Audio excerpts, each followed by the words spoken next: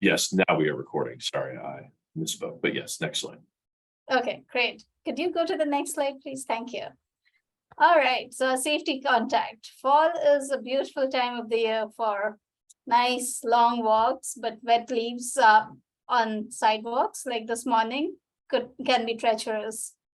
So please be careful when you're out and about, and be considerate and try and help your neighbors out by clearing some of them off where you can.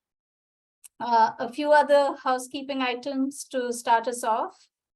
If you, I guess all of you are on a computer or on your cell phone or something. So please open menti.com on the browser page and keep that handy, because we'll have some questions through this meeting for you. We will have a presentation. We have a presentation for the Georgia Avenue Tactical Bus Lanes project. During the presentation, if you have questions, please type them in the chat and we'll address as many as we can at appropriate stopping points during the presentation. Please share your email in the chat if you'd like regular updates about this meeting and other bus priority efforts. And then please save this email if you are interested in bus priority. It's buspriority@wamata.com. We'd love to hear from you with questions about this project and any other ideas or suggestions that you may have. So with that, I'm going to go right to the project. Jared, could you go to the next slide, please? Thank you. All right, so good evening again. I'm Raka Chaudhary. I manage the bus priority program at WMATA. Metro's bus priority program emerged from one of several strategies that were identified during the bus transformation project that was completed in 2022. It is now part of a larger Better Bus initiative. In addition to bus priority, the Better Bus initiative also includes the bus network redesign. You've probably seen a lot of social media activity and activity around the region regarding that.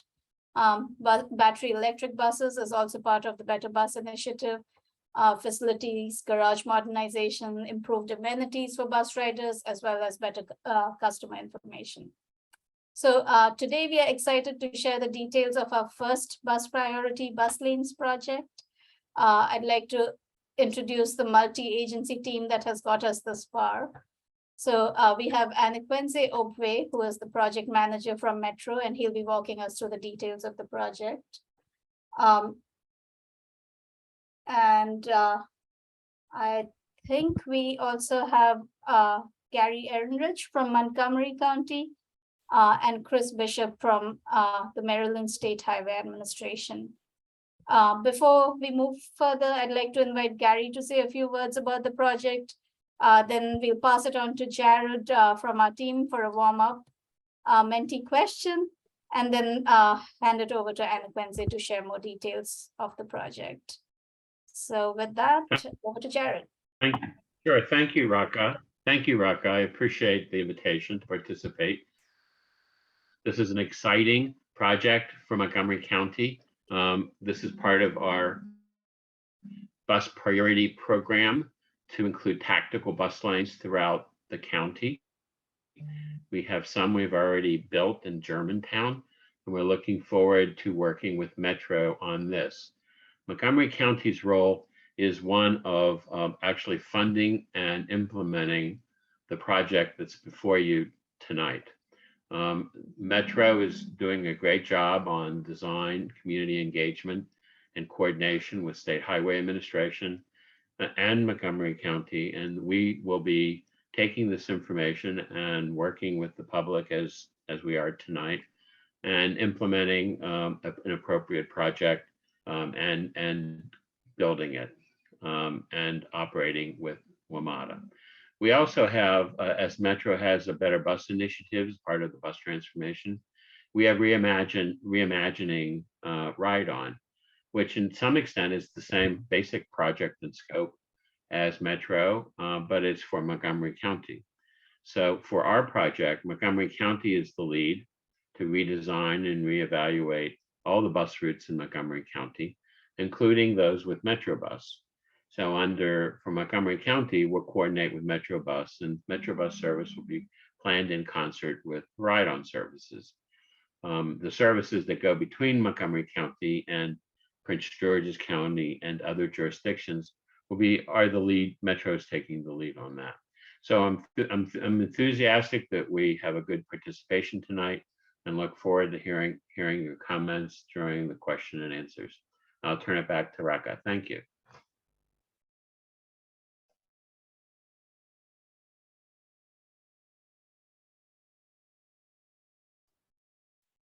Thanks, Jared. Over to Jared now for the Menti question to warm up, and then we pass it on to Anna Quincy for the project. And I will drop the code in the chat. Thank you, Raka. For those of you who weren't here at the very beginning, my name is Jared Toops. I'm just moderating the presentation tonight from the technical side. I am using a coworker's account, so Laura Viala is not on this call. I am not her. Anyway, so before we get started, we thought we would use the Menti platform for sort of an icebreaker question. Like we said in the instructions earlier, you'll go to menti.com and enter the following access code, which is 4363010, and it'll bring you to the web page. It might take it a second for the question to load, but the first question we're asking for icebreaker is just, what's the most common way that you travel along Georgia Avenue? And your options include bus, bike, walk, a wheelchair, or some other form of mobility aid, roll, which we consider, scooter share, skateboards, any of those other kind of micro mobility options, and then finally drive along the corridor. I know we have approximately 26 participants, so I'm give everyone a minute or two. We're up to 9 responses. So please, we encourage you.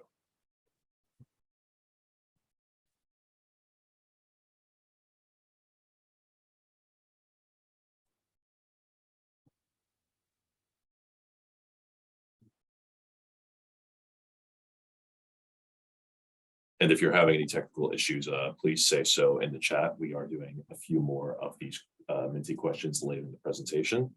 So I want to make sure that if you want to participate, you're able.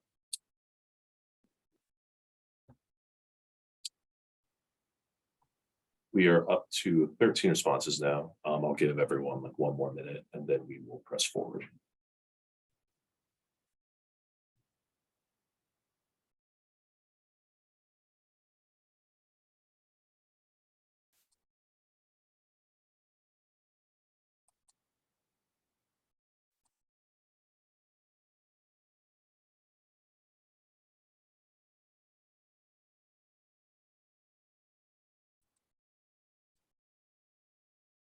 All right, I think I'm going to go ahead and call it for now, but we've got some more further questions coming up.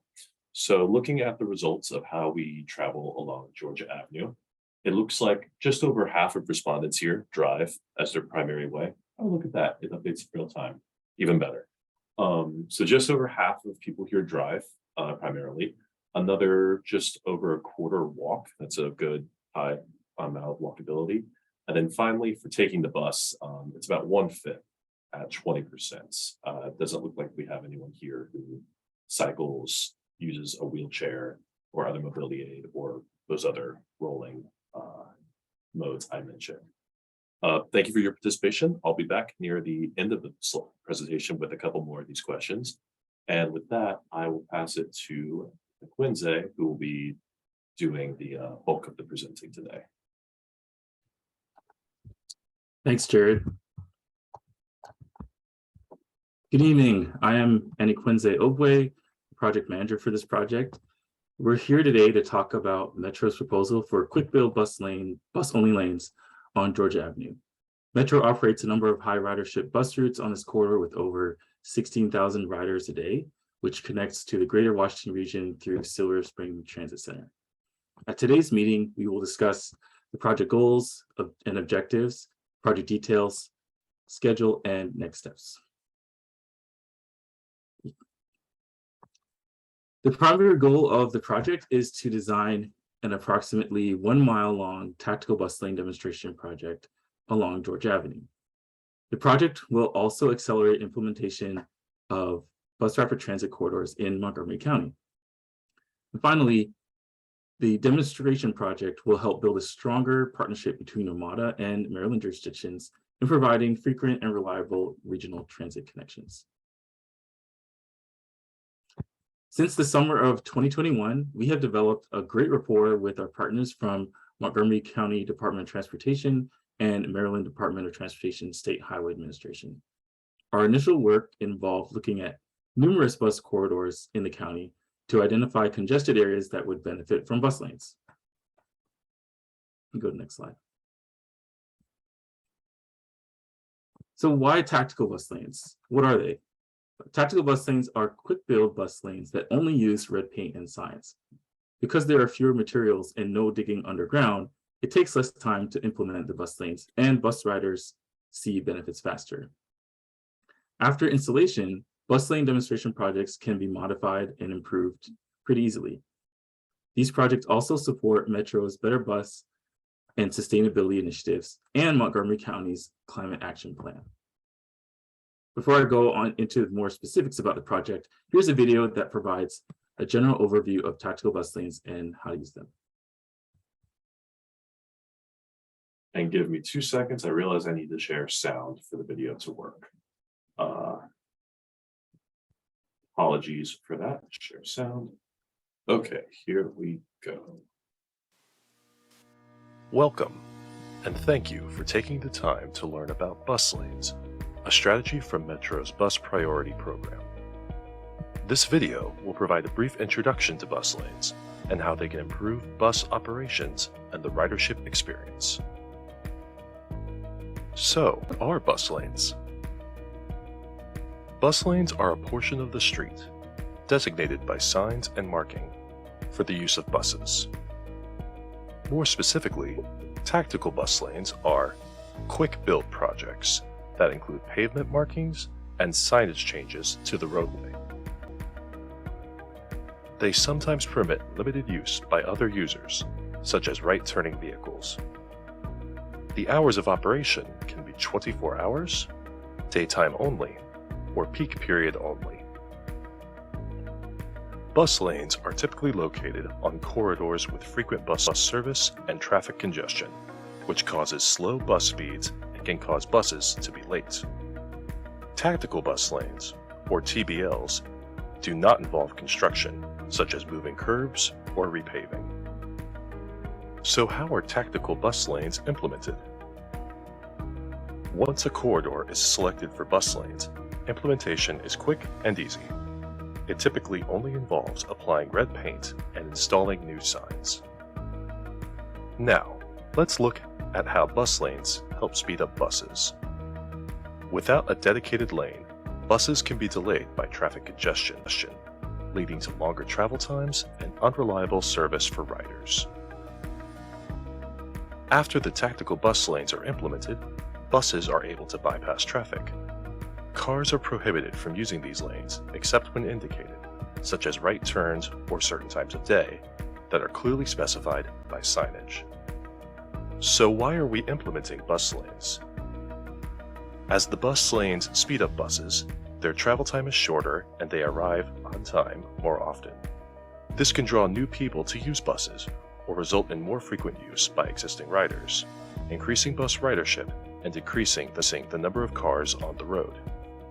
This reduces congestion, which helps improve the travel time for all users on the roadway. The result of this positive feedback loop are safer streets and fewer greenhouse gas emissions. To learn more about Metro's tactical bus lane projects, please visit our website. For questions and comments, please email buspriority@wmata.com. Thank you. Thanks, Jared. So demonstration and quick build projects produce faster implementation and bus riders see improvements to their bus service quicker. Across the region, we've seen bus lanes implemented quickly when adopting this quick build strategy. For example, the bus lanes in bold on this table were all quick build tactical projects and were completed within 6 months to 2 years. Because congestion has slowed buses down across the region, we've seen a lot of progress in installing bus lanes in the District of Columbia. We want to bring similar improvements and better bus service to our customers in Montgomery County too. This helps jumpstart and advance Montgomery County's bus rapid transit plan. If you go to just advance one more, yep, the red box at the bottom shows how the Georgia Avenue bus lanes fit into the overall plan. Next slide. All right. So the Georgia Avenue bus lanes project is approximately 1 mile long from the north at 16th Street on this map to south to Wayne Avenue. On the right is a view of Georgia Avenue in downtown Silver Spring. And below that is a typical section of the current roadway. And below that is the proposed typical section with bus lanes in the curbside lanes. Next slide.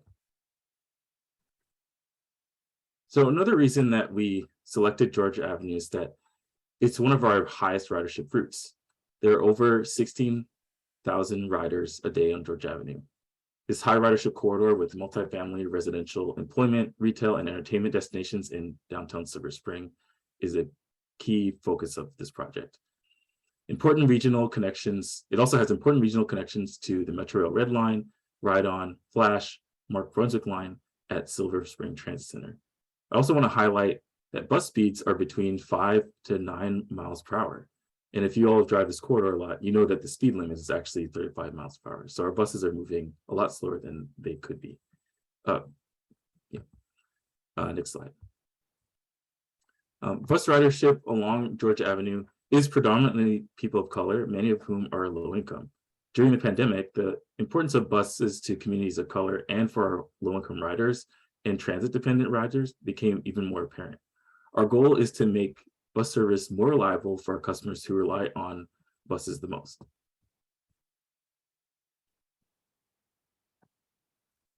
So we're looking at 2 options for bus lanes on Georgia Avenue. Option 1 proposes peak period bus lanes in the peak direction. So that means bus lanes would operate from 6:30 to 9:30 a.m.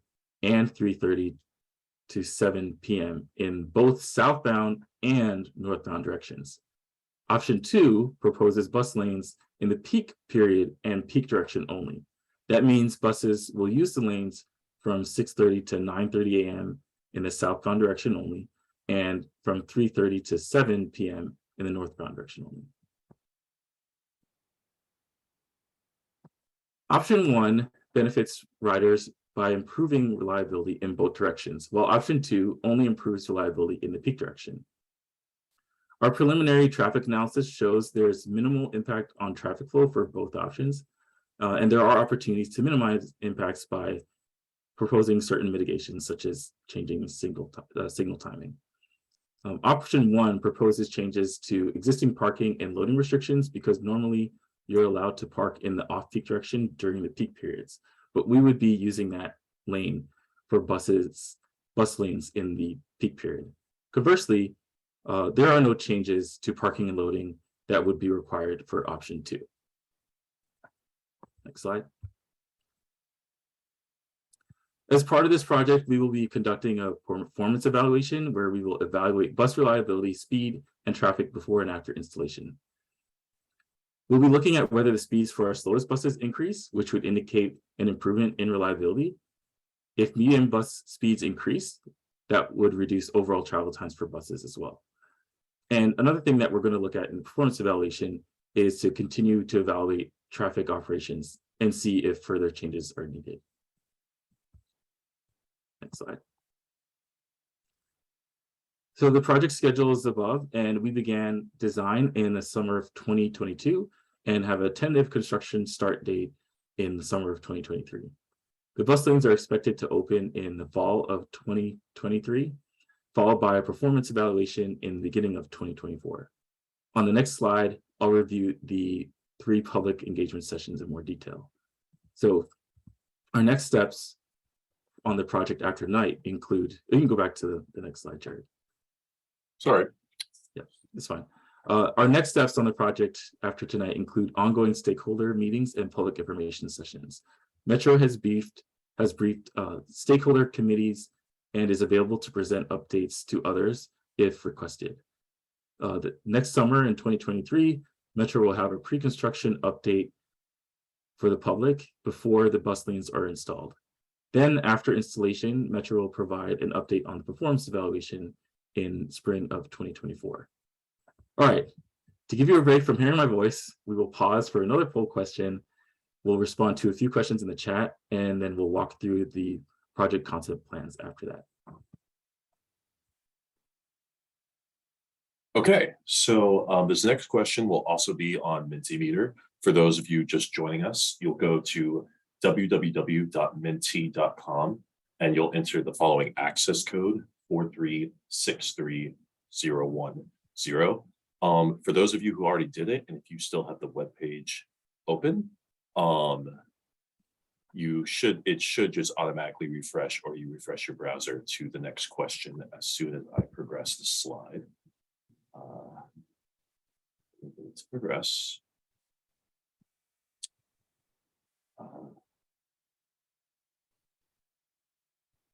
Looks like people are already have access. Great. Okay, we're up to 6 responses, and for the project team, I am pasting a question we have from Cicero Sales. Pardon me. I'm posting it into the chats.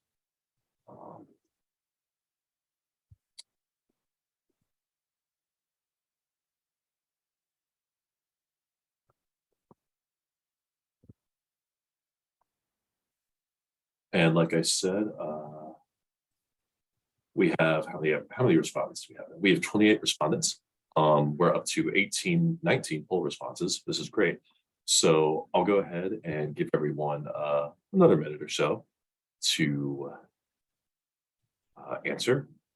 And Quinze and Raka, I did make y'all co-hosts just so facilitate any technical snafus as well. We are up to 20 responses.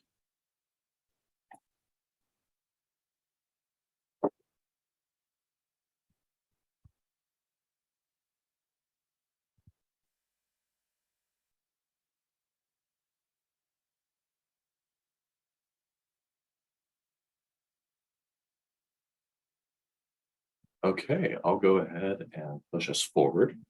Looking at our survey results, it looks like close to a 4-way tie from our first 4 answers. So buses being on time more often, so overall on-time performance and reliability. Buses arriving more frequently. If travel times are reduced, you can put more buses on the road from around the same amount of resources. Overall bus speeds increasing. And like one of the questions mentioned in the chat, enforcement of the bus lanes is a major issue that the public, this group wants to make sure is considered thoroughly. Some other issues that were less of a focus for this group, not saying that WMATA wouldn't look at these things, but just understanding your priorities, are pedestrian and cyclist safety, outreach to the local businesses and delivery companies, and then finally, in last place, driver education. So thank you for your participation. With that, I will pass it to back to Quinze, and he'll go a bit more into the actual project layout. So Quinze, you should be able to screen share now. Okay.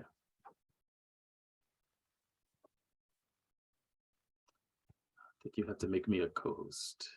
Oh, I did. Let me double check. Make co-host. Yes.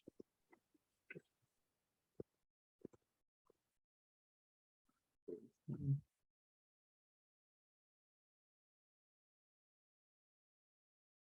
right, can you all see my screen? Yes. All right. Yes.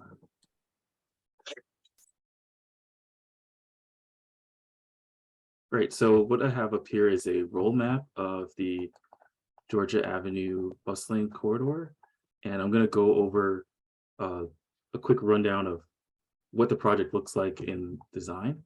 And first, I'm going to orient everyone to where we are. So the left side of the roll plot is the north portion of Georgia Avenue. So if you're looking at driving north here, you're going to hit the Beltway if you keep going this to the left. And then if you're looking to the right, that's where we're heading south towards downtown Silver Spring.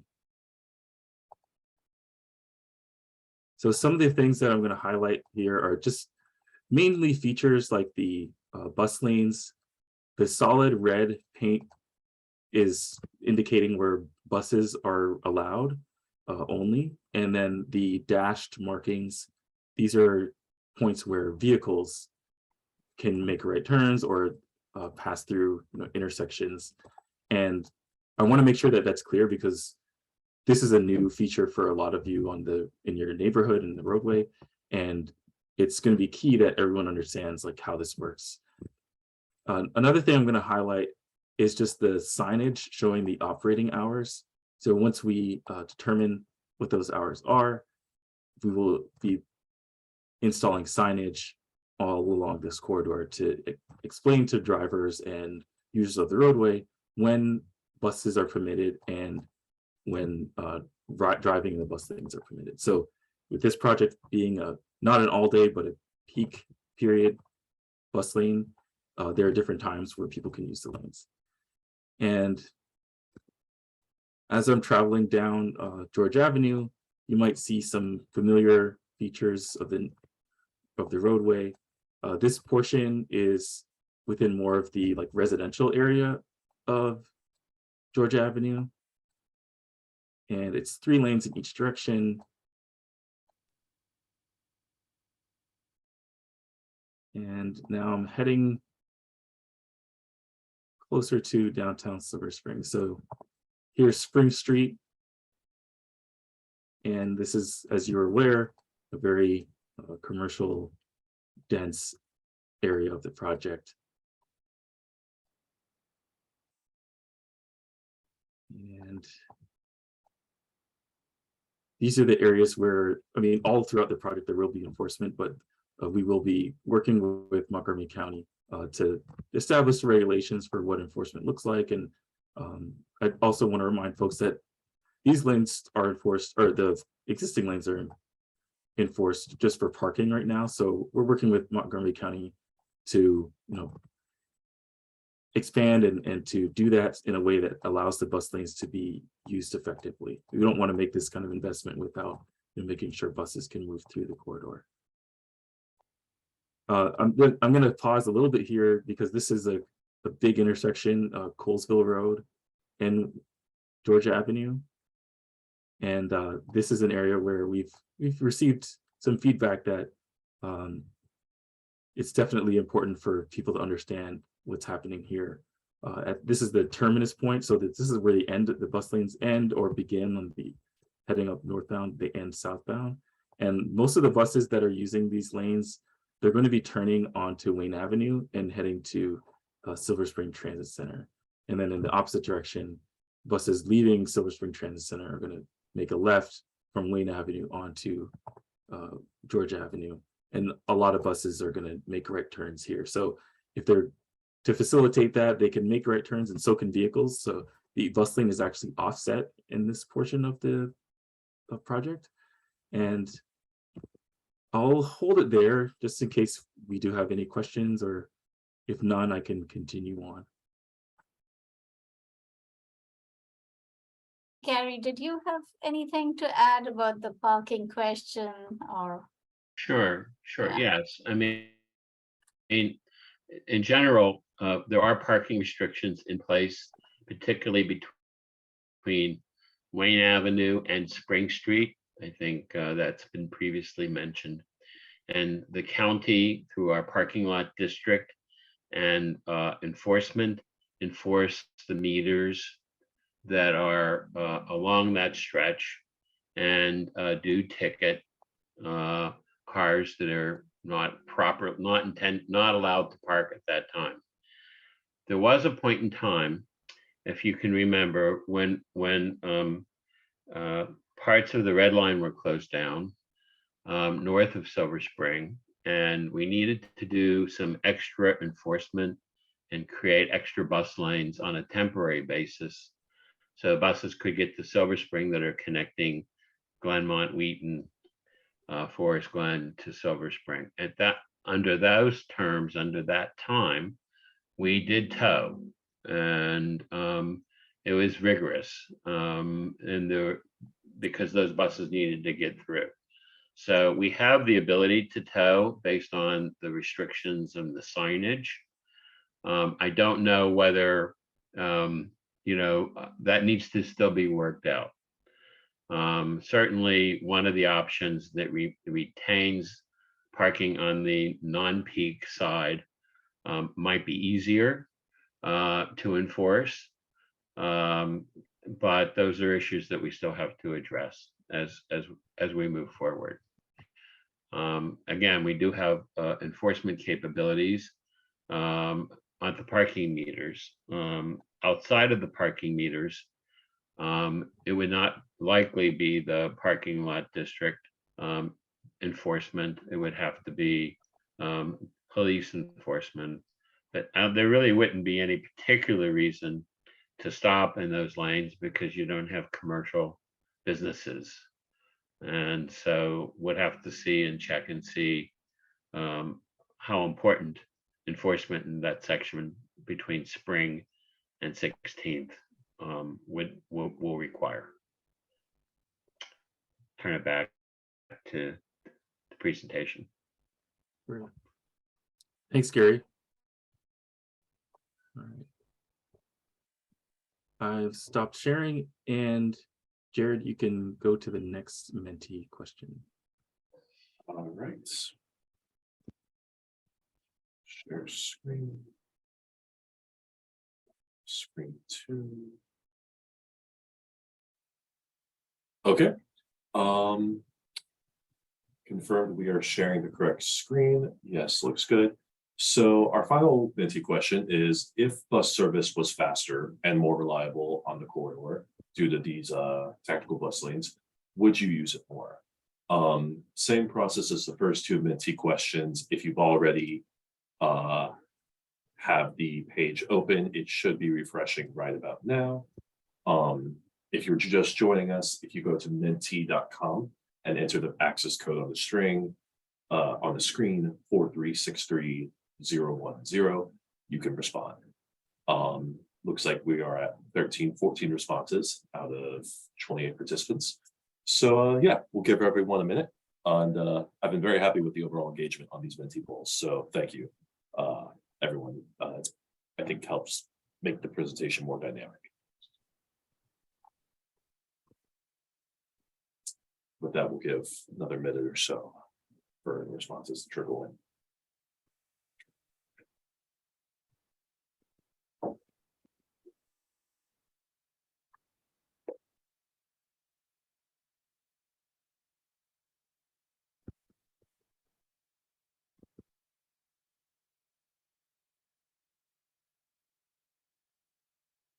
Okay, it looks like things are tapering off.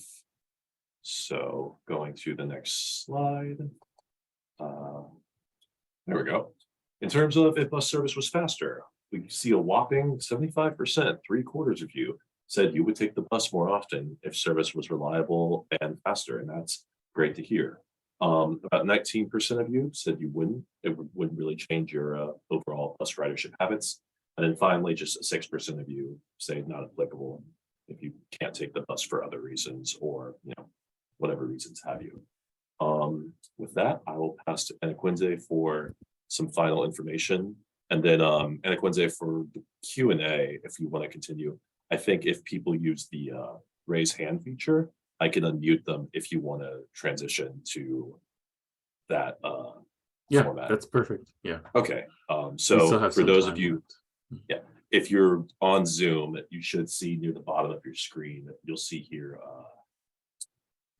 my screen looks slightly different because I'm presenting, but there should be another button called reactions and have like a little face icon. If you click that, the menu should expand and you should have an option to raise hand, and I can see everyone with their hand raised, and I can selectively unmute one at a time. But here's some final details. Great. So thank you for joining us this evening. We appreciate all of your really thoughtful questions, and I'm hopeful that we'll be able to answer everything today. But if you have additional comments, please contact us at buspriority@wamata.com. Also, please visit our Bus Lanes project website at the URL below. And take the bus network redesign survey at the Better Bus Initiative website using the links below. We look forward to seeing you at future Better Bus Initiative events, and definitely go through the website, look around, sign up for updates, and stay in touch. And we look forward to seeing, oh, Raka. Actually, yeah, why don't, and Quincy, do you want to just show where the, Oh yeah, I can show the where website. the concept plans up, so you can kind of spend some more time, look at it, steepen it, get back to us with comments and suggestions. Yep. Thank you. I also dropped the link in the website. Yeah, great, thank you. So this, I'll just go to, if you want to respond to the Better Bus Network Redesign Survey, it's at this URL here, and you can do that at your leisure. And then the other link that we talked about is the specific link for the bus lanes website for this project. So under project updates on the left, right here, this link, click that, you'll be able to see the concept plans for Georgia Avenue. You can click that and see them here. So these are more detailed. There's a lot of information on each sheet, so we didn't have time to like go through all the nitty-gritty details, but you'll have an opportunity to provide feedback on this concept design, learn a little bit more about the features and some of the statistics on the roadway in terms of speeds, ridership, and traffic volumes. And we are opening the comment, like we're going to receive comments from you all from November 1st through the 14th, so 2-week period. And we will continue to have engagement. So stay up to date, continue to check the website for updates. And because we have your, because you registered using Eventbrite, we'll be able to send notifications out to you about future updates on various items along the project.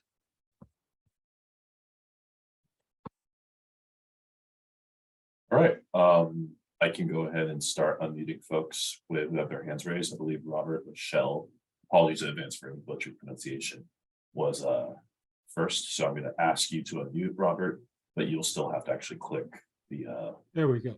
Yeah, I live in the area, residential area on the east side of Georgia Avenue, north of Spring Street. And we had a problem before the pandemic of people, and maybe we still do, I'm not sure, people cutting through the neighborhood in the evening rush hour to try to avoid the traffic backup from Montgomery Hills down to Highland Drive, even farther south. And I'm wondering if you've considered stopping the bus lane at for the evening rush hour at Spring Street, the end of the commercial area, so as not to back up traffic on northbound Georgia Avenue even more and encourage more people to cut through the neighborhood to try to get to Dale Drive and avoid a lot of the Montgomery Hills backup.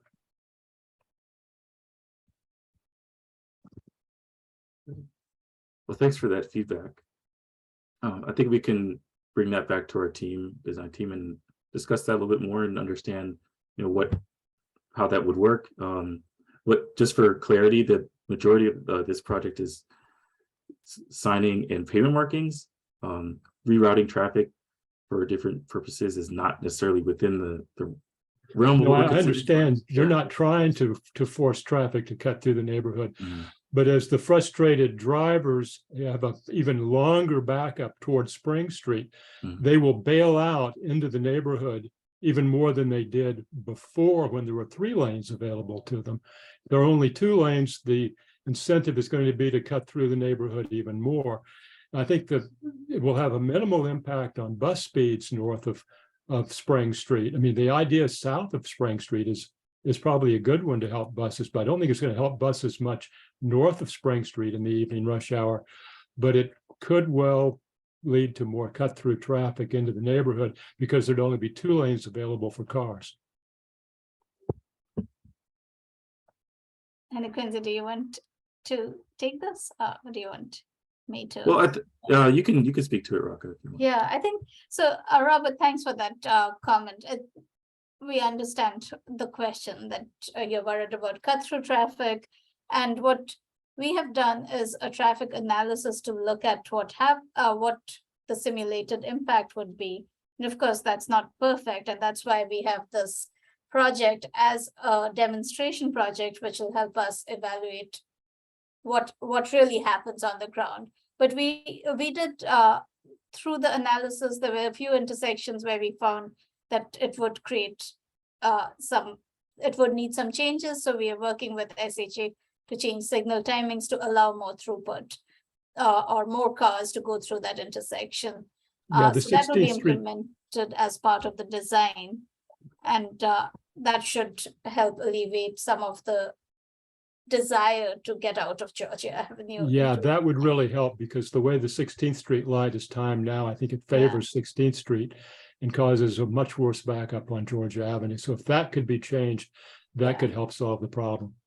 Yeah, and Joe Morgus is here from M.SHA. I forgot to introduce you. I'm sorry, I didn't realize. So he's here, and we've been working with them closely on this plan. Yeah, thank you. Okay, next, Cicero Salas, again, apologies about pronunciation. I'm asking you to unmute, but you'll still have to click the unmute button on your end. Well, thanks, and very nice presentation. But, what I wanted to ask, is a little bit related to what Robert was saying.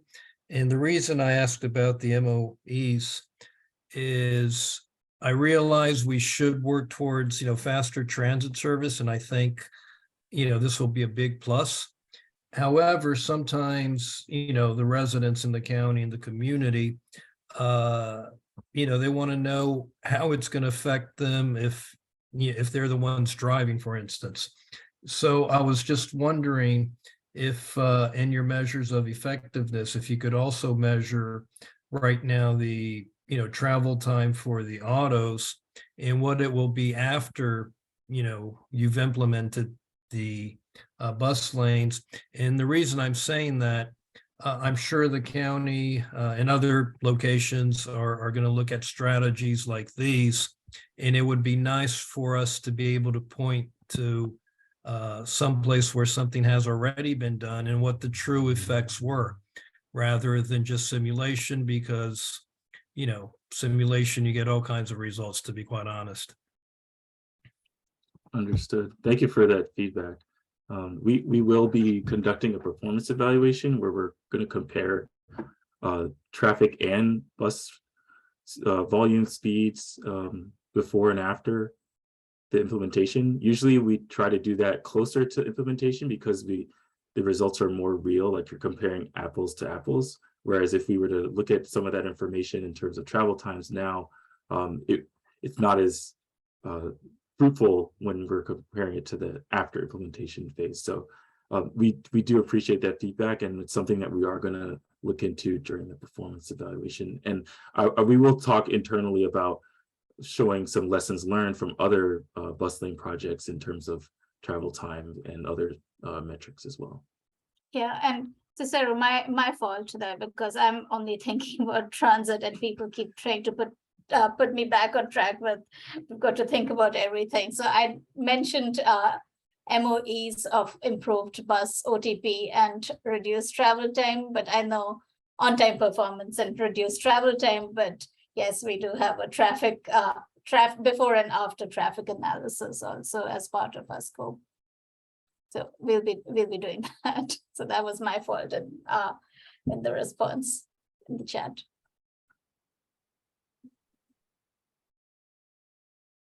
All right, next I have from the top down is Jacob Newman. I'm asking you to unmute. Good evening, everybody.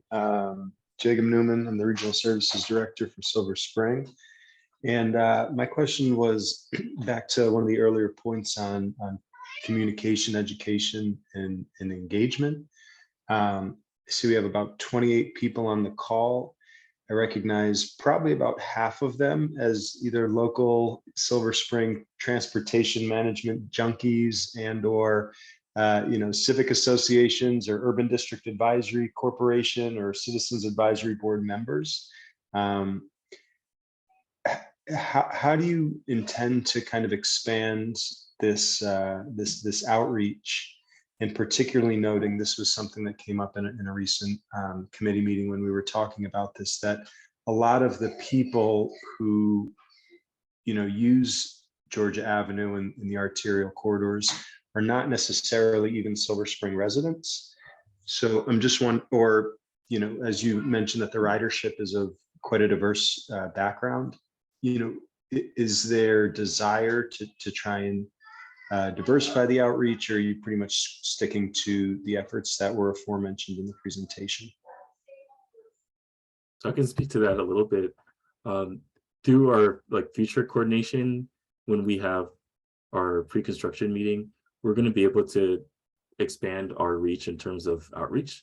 We're going to work really diligently with M.SHA to expand our communications to not just people who live in this area, but broadly people who use the corridor. So those are some things we are looking into as far as more effective strategies to reach more users. And I do expect us to get more creative. We are just, this is our first public info session, so we're really pushed hard to get this one done. But I understand that, there are a lot of people who aren't here who use the corridor at this, at this meeting. So we want to be able to reach them. And Raka, is there anything else you want to add? You can.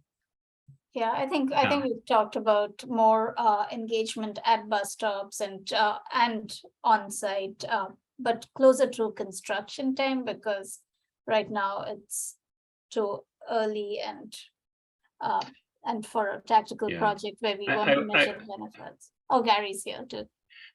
Yeah, I want to just say that Jacob, that's a great question. Thank you for bringing it up. It's really an issue not just with this corridor, as you would expect. Anything we want to do in Montgomery County, whether it be another major corridor with a lot of bus traffic and riders. So we need to look at a county-wide strategy, perhaps even a regional strategy that deals with this. When we were dealing with bike lanes and the green paint issue in Silver Springs, particularly, we had a grant from the Transportation Planning Board to do, look out for bikes, and did brochures and had some a street team out there to help people get familiar with what the green paint is and how it works with the skip lines. It's the same with this. We're going to have to work very hard to figure out a strategy to get not just with the people that are using, that are local, but the ones that are going through. And that hasn't been developed yet. And obviously your input, you're in a great position to provide, lots of direction and support for that program. So we hope to engage you in that, and others as well. It's pretty important. Particularly the Chamber of Commerce raised that as well as one of their comments.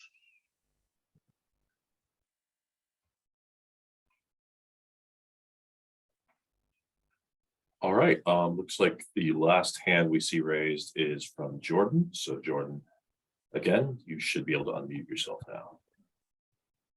Hi, great presentation, great looking project. I guess I had two questions, but I'll start with the one that wasn't asked first.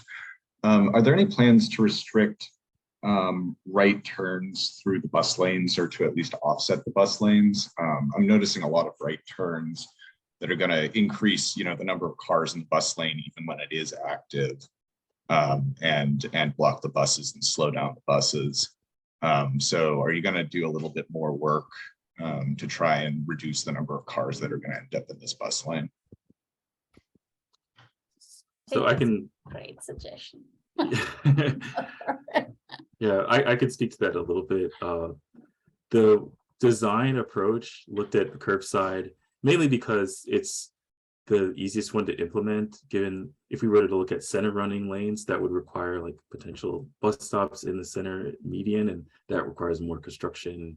And for a bus lane demonstration project like this, we felt like the curb side lanes are more effective in getting us to see how this would work and modify if necessary. We are looking at queue lengths for turning vehicles in our traffic analysis.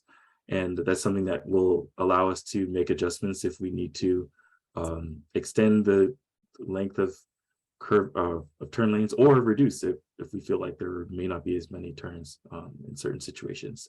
So, but that is a great question, and I think you're right in the sense of your right turning vehicles will be in front or behind buses in some situations, and that is not the most ideal, but given the corridors that we selected, this was the most feasible in terms of implementation.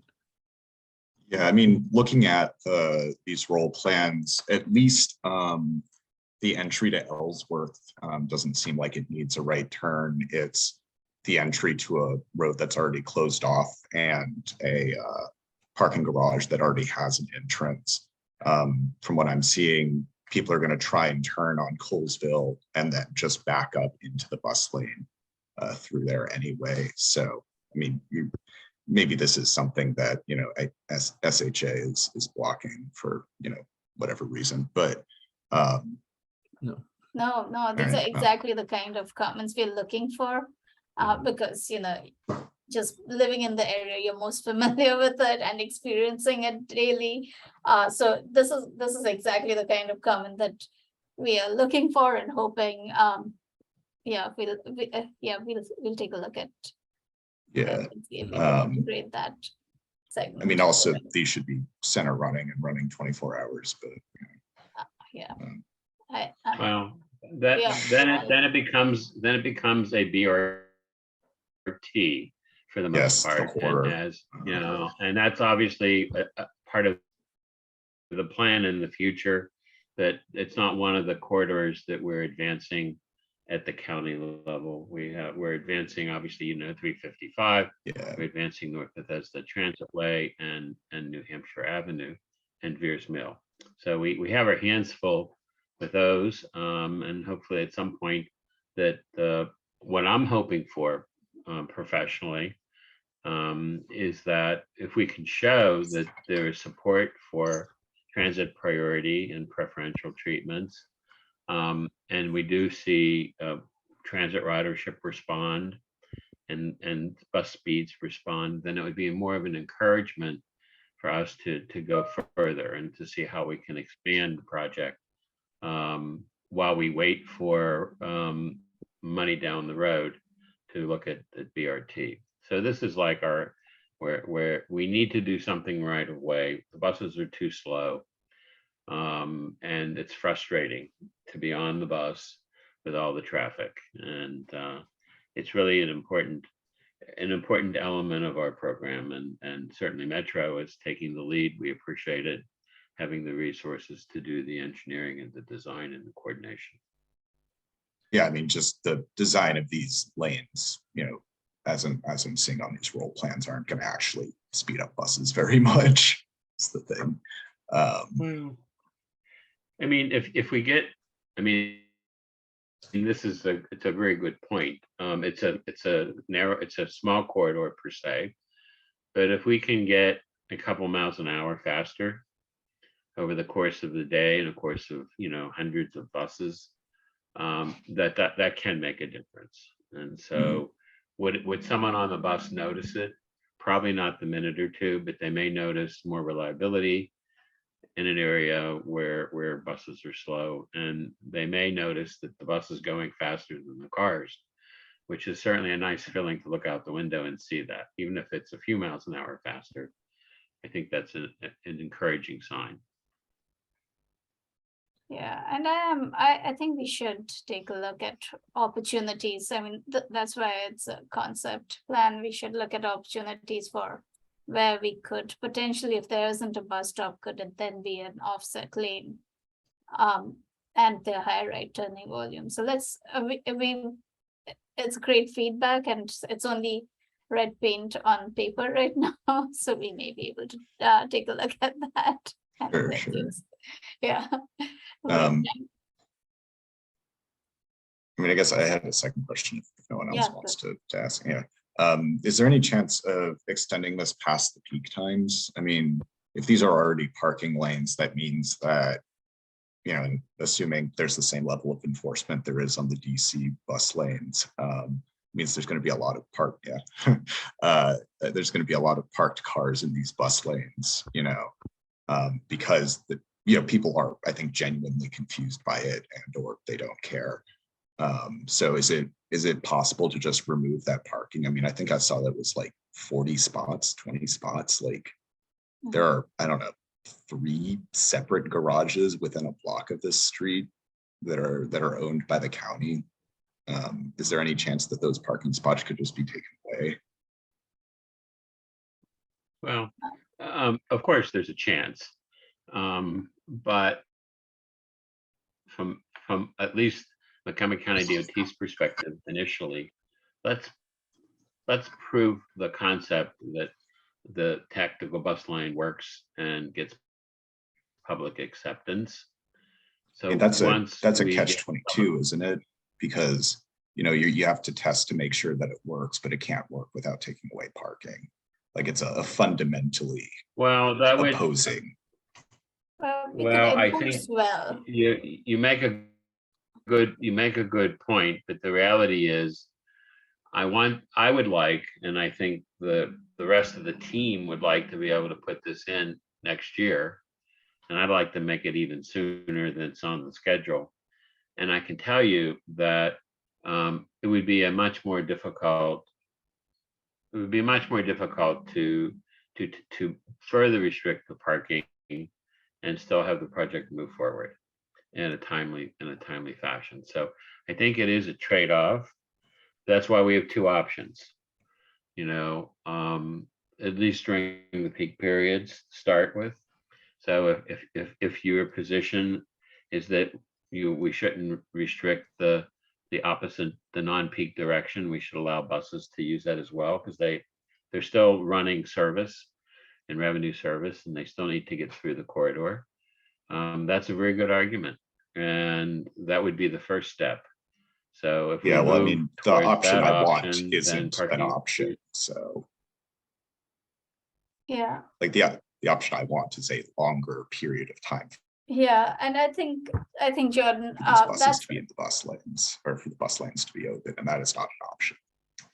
yeah. So I think just some other examples where we did this previously when I used to be at DDOT, and when we implemented the H&I bus lanes, this was the way you actually are able to build tactical bus lanes quickly and easily, where there isn't too many impacts, you don't run into environmental reviews. And I think once you put the bus lanes in, people, it's helpful for people to see it in action and get support that way. So I think it's a little bit of we could wait, we could make it perfect and see really good results and prove it that way. But then 16th Street took 15 years to build.